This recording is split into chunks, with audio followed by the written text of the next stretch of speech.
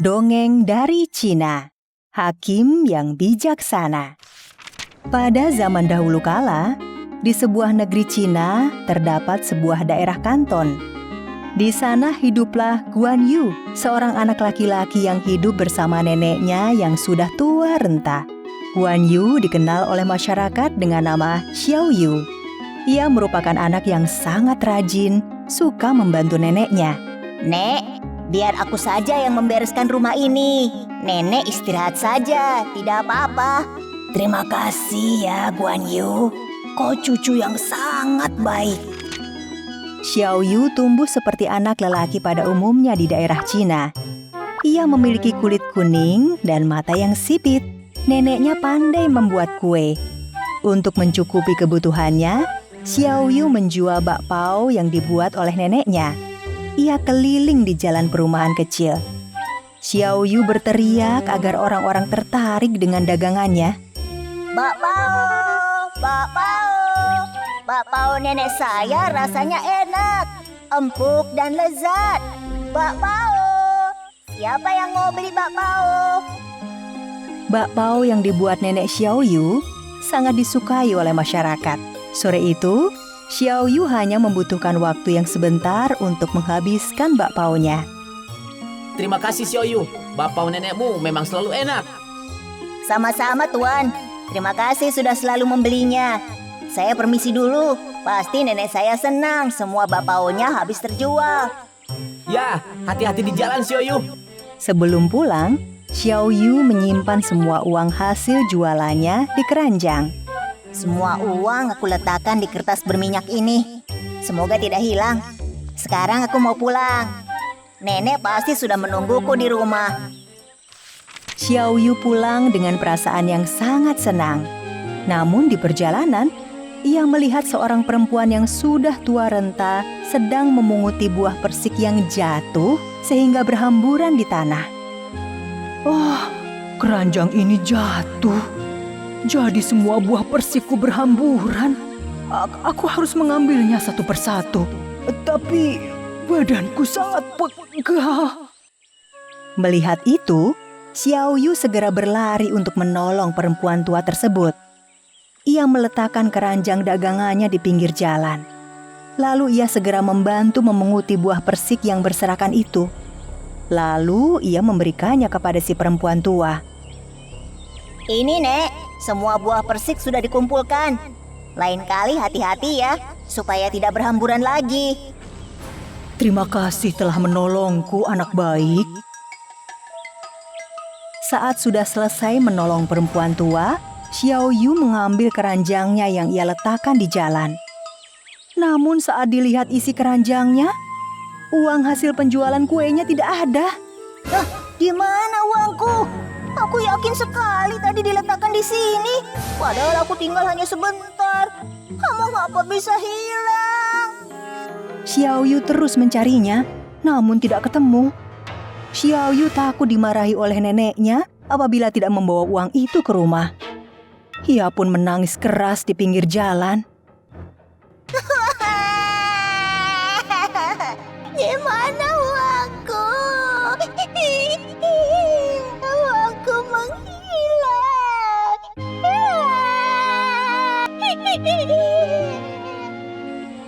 Orang-orang yang mendengar tangisan itu segera berkumpul dan mendekati Xiao Yu.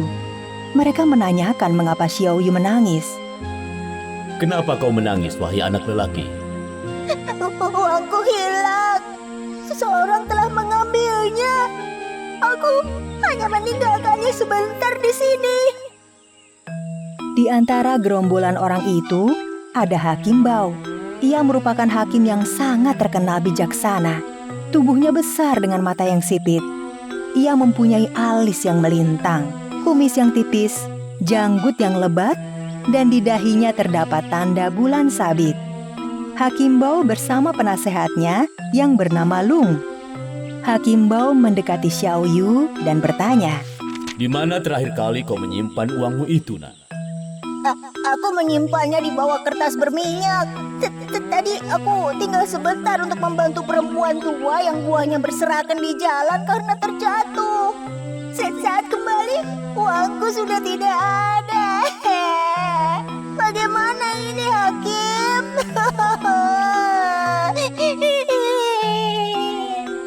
Setelah mendengar jawaban dari Xiao Yu, Hakim Bao mengerutkan alis lalu mendatangi satu-satu orang yang berkerumun di situ. Ada wanita memakai baju merah, pemuda bertubuh kurus, pria dengan tai lalat di pipi kirinya, kaki memakai baju kuning, berkaki pincang, dan wanita pendek berpakaian kumuh. Aku akan memberikan pertanyaan satu persatu kepada kalian.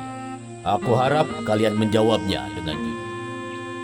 Namun, semua orang tidak ada yang mengaku siapa yang mengambil uang Xiao Yu. Hakim Bao berkata, Jika tidak ada yang mengaku, berarti batu besar inilah yang mengambilnya. Karena batu ini di dekat keranjang Xiao Yu, jadi akan aku tanyakan pada batu ini saja nanti. mendengar perkataan yang keluar dari Hakim Bao, semua orang di sana tertawa. Mana mungkin batu yang mengambilnya? Bicara saja tidak bisa. Iya, sangat mustahil. Kau sudah gila ya Hakim Bao? Masa menuduh batu sebagai pencurinya?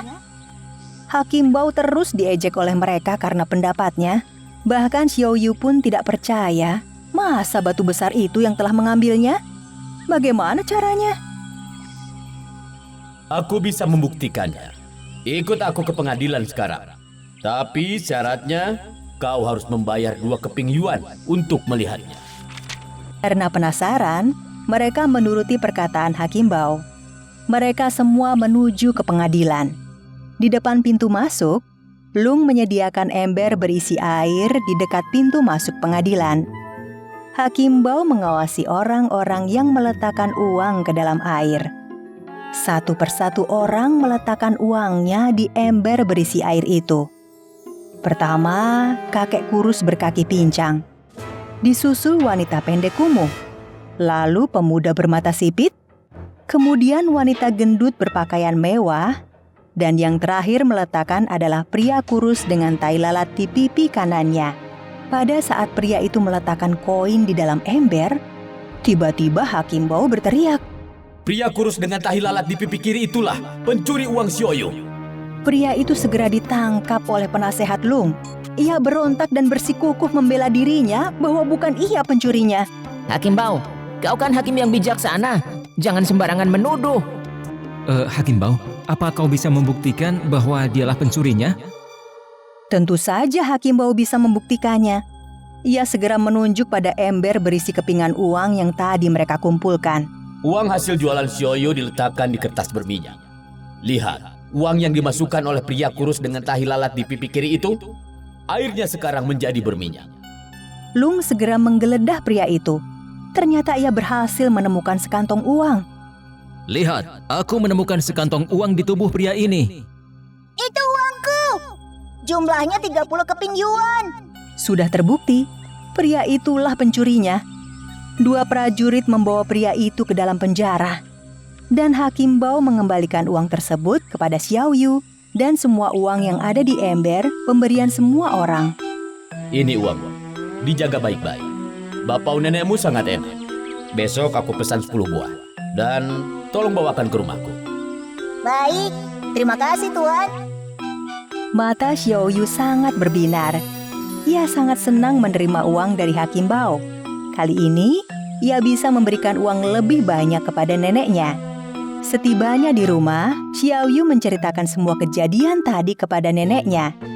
Ia juga berjanji untuk lebih berhati-hati menyimpan uangnya. Jika kau anak yang baik, maka kebaikan akan menyertaimu juga. Dan nenek yang selalu mendoakanku. Nenek akan menyiapkan bahan-bahan untuk pesanan Hakim Bao besok. Aku bantu ya, Nek.